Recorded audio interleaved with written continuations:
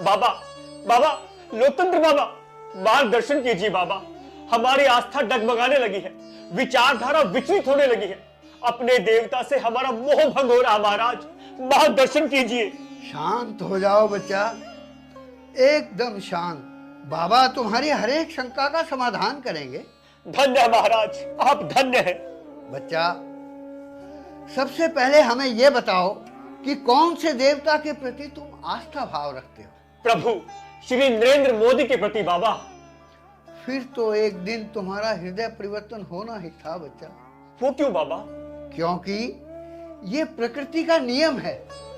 झूठ, छल, कपट, असत्य, भ्रम और जुमले एक निश्चित काल तक ही मनुष्य को अपने वश में रख सकते।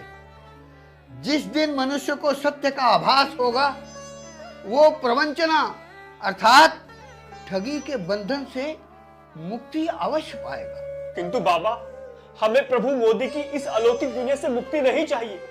प्रभु हमें जो विश्व गुरु राष्ट्र की परिकल्पना, स्मार्ट सिटी का जो परिदृश्य दिखाते हैं, ब्रह्मांड में डंका बजने की जो ध्वनि सुनाते हैं, उससे हमें आनंद की अनुभूति होती है बाबा। हम अंधभक्त हैं। इन्हीं जुमलों को सच मानकर इन्हें सारी प्रजा तक पहुंचाना हमारी नीति है। आप तो बस हमें कोई ऐसा मंत्र दीजिए जिससे पहले की तरह प्रभु मोदी के प्रति हमारी आस्था अटूट बनी रहे। ऐसा हो पाना संभव नहीं है भक्त। चाहे तुम अपने इर्द गिर्द भ्रांतियों की कितनी ही ऊंची भीत खड़ी कर लो, परंतु दुनिया में गतिमान सत्य की शक्तियां कभी न कभी तुम तक अवश्य पहुंचेंगी। राजनीतिक स्वच्छता व उच्च मूल्यों की बात करने वाले मायावी मोदी अपने आप समय समय पर तुम्हें अपने छल का आभास करवाते रहेंगे। कभी भ्रष्टाचार में लिप्त मनुष्यों को अपने दल की सदस्यता दिलवाकर मोदी तुम्हारे जैसे भक्तों से उनके जयकारे लगवाएंगे, तो कभी कांग्रेसियों और परिवारवादियों के चरणों में तुम लोगों को दंडवत करवाएंगे। मायावी मोदी बार बार अपने कर्मों से तुम्हारी आस्था पर आघात करेंगे। कभी वस्तुओं के बढ़ते हुए मूल्य, कभी व्यवसाय की मंदी, कभी काम का अभाव, तो कभी आमदनी का घाटा तुम्हारी बुद्धि पर चोट अवश्य करेगा। इन्हीं समस्याओं का चिंतन ही तो हमारी आस्था का शत्रु बना हुआ है बाबा। किंतु हमारा मन हमें ज्ञात करवा रहा है कि इन समस्याओं का सृजन प्रभु मोदी ने तो नहीं किया। बताइए बाबा, क्या प्रभु मोदी के शासनकाल से पहले मणिपुर और हिंदू मुसलमान के झगड़े नहीं होते थे? हमारे शत्रु बार बार चुनावी चढ़ावे के भ्रष्टाचार का वर्णन करते हैं, परंतु क्या पूर्व की सरकारों में भ्रष्टाचार नहीं होते थे बाबा?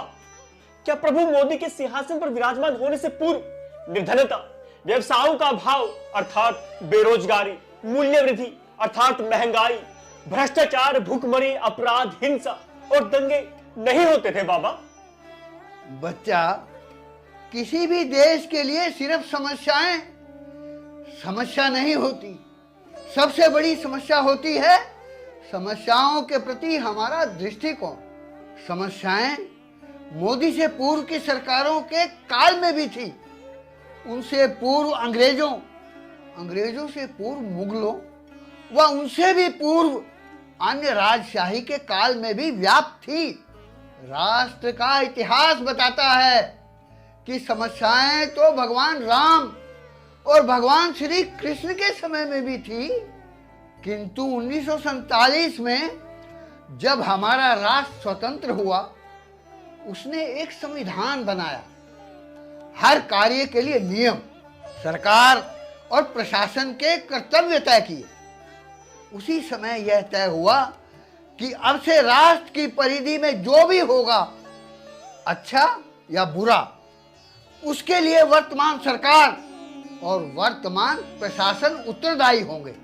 राष्ट्र में कहीं सड़क बने, स्कूल बने या बिजली घर बने या ना भी बने, कहीं शांति हो, अराजकता हो, दंगे हो या युद्ध, सबके लिए वर्तमान सरकार उत्तरदायी होगी। बच्चा, वर्तमान की तुलना में 1947 में कई गुना अधिक समस्याएं थी। परंतु उस समय की सरकार ने भूतकाल को कोसकर अपने वर्तमान दायित्वों से मुख नहीं मोड़ा। सरकार ने अपनी क्षमता अनुसार कार्य किए। उसने एक ऐसे साम्राज्य को राष्ट्र बनाया जो कभी 550 रियासतों के टुकड़ों में विभाजित था, जिसके 80 से 90% नागरिक अनपढ़ और दरिद्र थे। पहले प्रधानमंत्री नेहरू ने कभी 500 साल की दास्ता का रोना नहीं रोया। चाहते तो वो भी कह सकते थे कि राष्ट्र में निर्धनता, बेरोजगारी, भुखमरी, अनपढ़ता तो उसके कार्यकाल से पहले ही विद्यमान थी। हिंदू मुस्लिम के झगड़े तो पहले भी होते थे। नेहरू के पीछे भी हाँ में हाँ मिलाने वाले करोड़ों अंधभक्तों की भीड़ खड़ी हो सकती थी, किंतु नेहरू ने ऐसा नहीं किया। परंतु बाबा, क्या नेहरू या मोदी से पूर्व की सरकारों ने कोई त्रुटिपूर्ण कार्य नहीं किए? बच्चा, कार्य करेंगे तो त्रुटि की संभावनाएं भी बनी रहेंगी, लेकिन नेहरू और उनके बाद के प्रधानमंत्रियों ने राष्ट्र के लिए जितना किया उसका श्रेय लिया, और वह जो नहीं कर पाए उसके लिए आलोचनाएं भी सही। किंतु मोदी सभी आलोचकों को मौन करना चाहते हैं। वह आलोचकों को राष्ट्रद्रोही, टुकड़े टुकड़े गैंग व पाकिस्तान प्रेमी की संज्ञा देते हैं। मायावी मोदी अपनी प्रत्येक विफलता के लिए पूर्व की सरकारों को दोषी ठहराते हैं। वो शौचालय तक बनवाने का श्रेय तो स्वयं लेना चाहते, किंतु पूरे के पूरे राज्य को अग्नि में झोंकने का उत्तरदायित्व तो नहीं लेना चाहते। उन्हें किसी लोहपत गामिनी के इंजन में नया डिब्बा जोड़ने की प्रशंसा तो चाहिए, किंतु राष्ट्र का भाईचारा तोड़ने का उत्तरदायित्व नहीं चाहिए। उन्हें 5 किलो भोजन के झोले पर अपना चित्र तो लगवाना है, किंतु उन्हें निर्धन नागरिकों पर पड़ने वाली मूल्य वृद्धि की मार का श्रेय नहीं लेना है। उन्हें सर्जिकल स्ट्राइक का श्रेय तो लेना है, किंतु सैनिकों पर पुनः पुनः हो रहे पुलवामा, उरी, गुरदासपुर, अनंतनाग, शोपिया, राजौरी, पठानकोट, जम्मू, डोकलाम जैसे आतंकवादी आक्रमणों का उत्तरदायित्व तो नहीं चाहिए। तो हम आपके वचनों को क्या निष्कर्ष निकाले बाबा?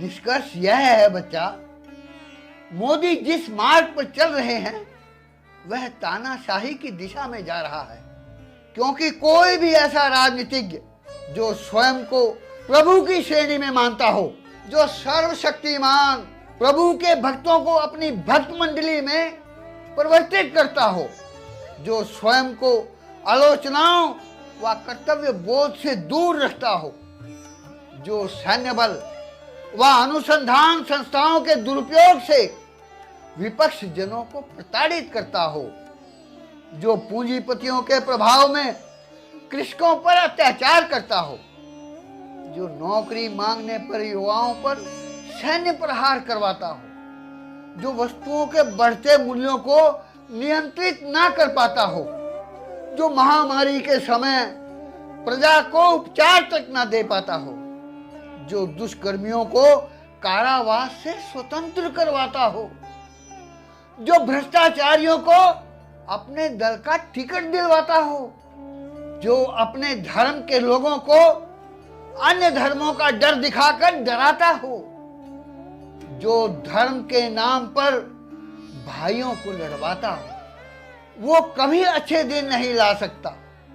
तुम्हें भी बच्चा ऐसे किसी मायावी की भक्ति नहीं करनी चाहिए। लोकतंत्र बाबा आपको प्रधानमंत्री की भक्ति नहीं बल्कि उनसे प्रश्न करने का मंत्र देता है।